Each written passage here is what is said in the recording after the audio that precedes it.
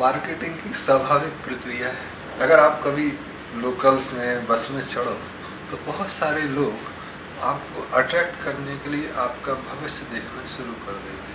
हाथ दिखाओ जरा, आपके जीवन में ऐसा ऐसा हो, ऐसा ऐसा हो। और चूंकि भविष्य अंधकार में होता है इसलिए सब लोग सुनने की कोशिश करते हैं। सबको कोई ना कोई बीमारी होती है और आप बीमारों के गुणगान करो और उनके निदान की बात करो और उनका प्रचार करो कि 4-5 लोग ये ठीक हो गए, तो आपसे अट्रैक्शन बढ़ेगा।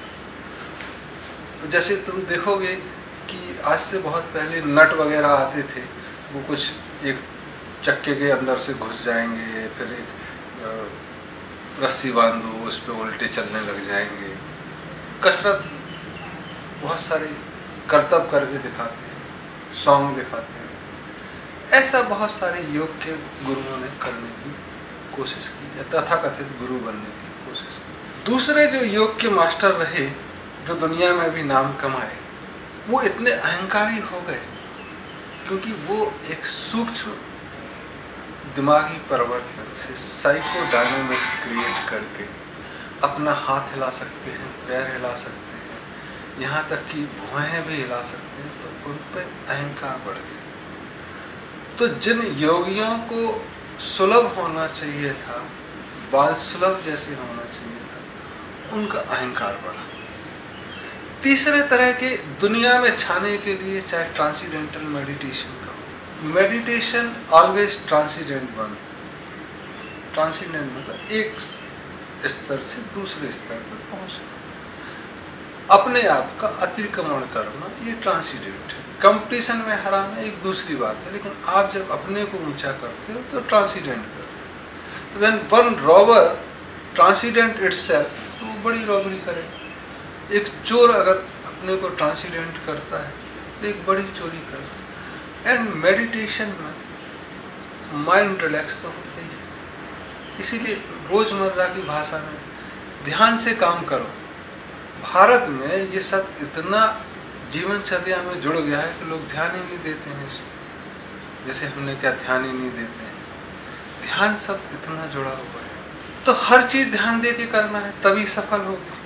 ध्यान अलग से करने की विधा तो एक रेस्टिंग का प्रोसेस हो गया कि आप रेस्ट कर रहे हैं, बेसिकली उस समय ध्यान नहीं कर रहे हैं, ध्यान से दूर हट रहे हैं। तो जो भी ध्यान कहता है वो वास्तव में ध्यान से दूर हटने की प्रक्रिया है। तो एक ट्रांसीडेंटल मेडिटेशन हुआ, कुछ योग संस्थान बने और कुछ ऐसे संस्थान बने हैं जो योग से रोगों का निवारण करते हैं। चाहे वह विक्रम चौधरी बेवर्ली हिल्स में हो, चाहे योग संस्थान रोहिणी में हो, चाहे हरिद्वार में हो, चाहे मुंगेर में हो या पूना में आयंगर जी का हो, वो योग द्वारा निवारण करते हैं और उनकी महारत हासिल है और उसके लिए उनका सम्मान भी किया जाना चाहिए। जैसे बेवर्ली हिल्स में वो 44 डिग्री में 40 डिग्री के ऊपर योगा कराते हैं। यहाँ पे टेम्परेचर का ध्यान ही नहीं दिया जाता है। सवेरे 4 बजे घास में आ जाओ और पता लगा टेलीविज़न की बीमारी, टीबी की बीमारी हो गई। क्यों? घास ठंडी थी, टेम्परेचर का ध्यान नहीं दिया। आप थोड़े सुदृढ़ हो गए तो इसलिए आपको कोई बीमारी नहीं। ध्यान दिया नहीं तो आपको पता लगा कि आपका जो ध्यान सिखाने वाले थे वो जिसको प्राणायाम सिखा रहे थे वो एक साथ अनुलोम विलोम कर रहा है और कपालभाति कर रहा है। तो ठीक होने आया था और बीमारी लेके चला गया। आज जितने योगा मास्टर और जितने टेलीविज़न पे करा रहे हैं वीडियो से, उसमें से 90% तो कुछ ना कुछ विकार लेके ही योग से दूर हो। तो योग के गुरुओं का अपने चेलों को सामने कराना, एक एक चीज पे निटी ग्रिटी पे ध्यान देना। जैसे एक बहुत महत्वपूर्ण चीज अगर आप योग में कि सांस कब लेना है और कब छोड़ना है, और योगा के जो आसन के उस परिस्थिति में पहुंचने में सांस का क्या करना है। जैसे वो कहते हैं कि दोनों पैर ऊपर उठाओ, तो पैर उठाते वक्त सांस छोड़ना है। तो कहते हैं कि जो भी आप बेंड करें आगे की तरफ तो सांस छोड़ें, और पीछे की तरफ अगर स्ट्रेटन होते हैं तो सांस लें। पोस्चर पे पहुंच के क्या करना है, तो बहुत सारे तुमको जो योग सीखने वाले हैं वो सांस छोड़े छोड़े जितनी देर छूटी 5 सेकंड 10 सेकंड उतनी देर आसन करते हैं। कई लोग कहते हैं कि जब उस पोस्चर में पहुंच जाए तो सांस को सामान्य कर दें। तो आपने दोनों पैर उठाए और उस समय सांस छोड़ी, जिससे पेट पिच के थोड़ा सा, और फिर उस परिस्थिति में पहुंच के आपने सांस सामान्य ली, तो आप ज़्यादा देर टिके रह सकते। ऐसा चीज़ भी लोग अपने प्रवचन है या अपनी योग क्लास में नहीं बताते। अयंगर जी ने ऐसी सब चीज़ें बताई हैं काफ़ी हद तक। पतंजलि योग सूत्र में भी वो चीज़ें हैं, लेकिन इसको करने के लिए तो बहुत समय चाहिए, बहुत धैर्य चाहिए, तब जाके आप इतनी बारीकी सीखें। और अगर बारीकी नहीं सीखी तो फायदे की जगह नुकसान स्वाभाविक है। जैसे कुंजल की क्रिया करते हैं पेट साफ करने की, अगर आपको सर्दी खांसी है और आपने कुंजल करी तो फेफड़ों में पानी भरना स्वाभाविक है। अगर आपने दूसरी क्रियाएं जो योग में हैं, नेति, भस्त्री, एनीमा लगाना, अगर ये ढंग से नहीं करें तो कुछ बड़ी बीमारी होना स्वाभाविक है।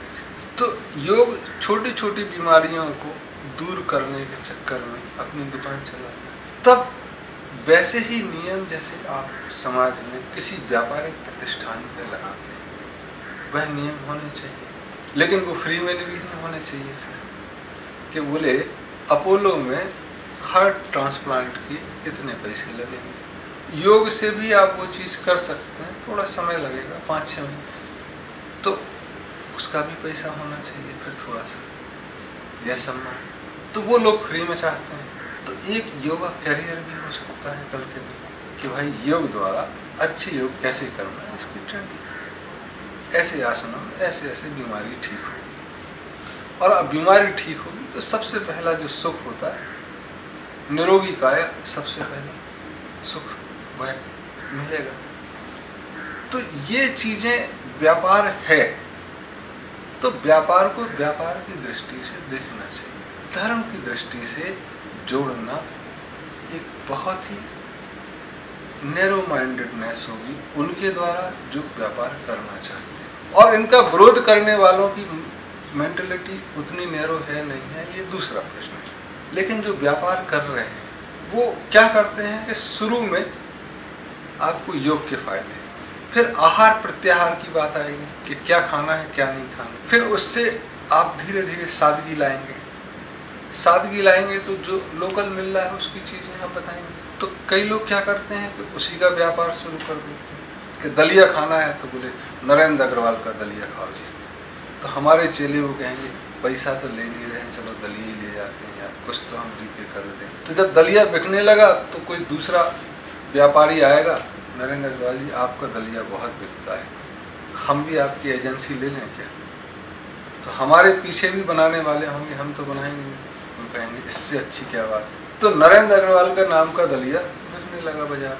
हम विरोध कर रहे थे कि योग का व्यापारीकरण नहीं होना चाहिए, ये चीज़ें सुलभ होनी चाहिए, और हम स्वयं व्यापार में शामिल हो गए। फिर हमको कोई बताता व्यापार के नियम क्या। तो काम हम विरोध करने निकले थे और हम उसमें फंस गए।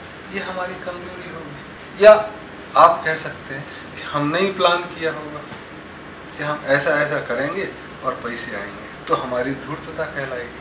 और जब ऐसे फंसना या धूर्तता दोनों भी अगर जनता के सामने नजर आएगी तो वो कहेंगे योगा मास्टर ऐसा करते हैं। तो एक अच्छी चीज़ का गलत तरीके से करने से, गलत प्रयोग करने से उस अच्छी चीज़ का ह्रास होता है, जो एक दुखदायी चीज़ है। तो अगर हमको व्यापारिक करना है